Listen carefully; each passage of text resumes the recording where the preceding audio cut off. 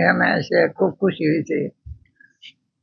তো অনেক বছর এই গফরগাঁও, কিন্তু কোনোদিন তো এরকম কোন নেয় নাই, কি হয় নাই কোনোদিন। এই প্রথম হয়েছে। আমি আপনাদের উপর খুব খুশি, সবার উপরে।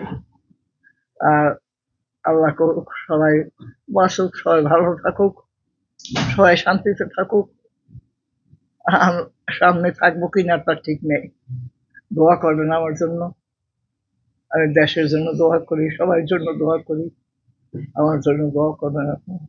বেগম রোকেয়া দিবসের দীক্ষায় আজ আমরা উজ্জীবিত। বেগম রোকেয়া আমাদেরকে শিখিয়েছেন আমরা শুধু মমতাময়ী না মারির মা নই, আমরা শুধু গৃহবন্দী থাকা ঘরের সেই ছোট্ট আদরের বোনটি নই, গৃহবন্দী থাকা গৃহবধূ নই। পদ্মা সেতু, মেট্রো রেল এবং এলিভেটেড এক্সপ্রেসওয়ে নির্মাণের গর্বিত অংশীদার বসুন্ধরা সিমেন্ট। আমরা নারী, আমরাই পারি, এই স্লোগানটা উনি আমাদেরকে শিখিয়েছেন। আজ গফরগাঁও উপজেলা নির্বাহী কর্মকর্তা এবং মহিলা বিষয়ক কর্মকর্তার প্রতি অশেষ কৃতজ্ঞতা যে উনি আমাদেরকে এরকম একটি পুরস্কার পাওয়ার সুযোগ করে দিয়েছেন।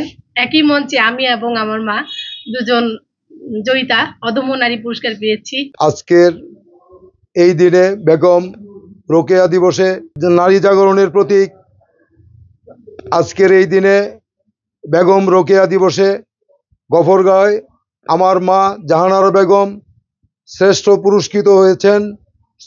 পুরস্কৃত হয়েছেন। পাশাপাশি সফল মা হিসাবেও গফরগাঁও থানার নির্বাহী কর্মকর্তা জনাব আব্দুল আল মামুন সাহেব পুরস্কৃত করেছেন। আমি আমার পারিবারিকভাবে আমার পরিবারের পক্ষ থেকে গফরগাঁওবাসী, পাশাপাশি গফরগাঁও ইউনিয়ন সাহেবকে অনেক অনেক ধন্যবাদ জানাই। বেগম রোকেয়া দিবস 9 ডিসেম্বর, তার এই দিবস উপলক্ষে অদম্য নারী পুরস্কার যে কর্মসূচি, সেই কর্মসূচির আওতায় আমরা আজকে 5 জন অদম্য নারীকে পুরস্কৃত করলাম। আমার সিলেকশন অনুযায়ী আমাদের প্রতিটা সিলেকশনই খুব সুন্দর হয়েছে এবং সঠিক হয়েছে আমি মনে করি।